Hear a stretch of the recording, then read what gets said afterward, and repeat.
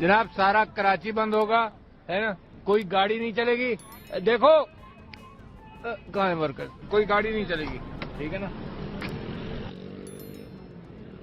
भाई साहब, गाड़ी नहीं चलेगी कराची शहर में, बस ये एक्शन प्लान है। अच्छा, अभी नेटिव जेटी बंद हो गया है, कयूमा बांध बंद हो गया है, काला पुल बंद हो गया है, शाह फैसल बंद हो गया है। देख रहा हूँ कि पुलिस वाले आए तो सही, मैं इनको मिलता हूँ।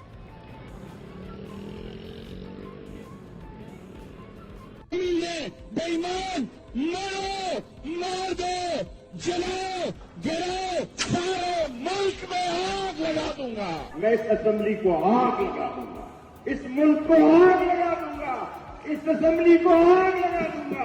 अगर किसी पुलिस वाले ने किसी भी तरीके इंसाफ और हमारे लोगों को जो इस्लामाबाद जा रहे होंगे किसी के ऊपर हाथ उठाया और या गोली चलाई, मैं अपने हाथ से तुम्हें फांसी दूंगा। पाकिस्तानियों, जो रुकावट है आपके सामने, रुकावटें हटाओ, कंटेनर हटाओ। पुलिस अगर खड़ी है और गैर कानूनी काम कर रही है, आपको अगर रोक रही है एक पुरअमन एहतजाज पे, पुलिस को आगे से हटा दो।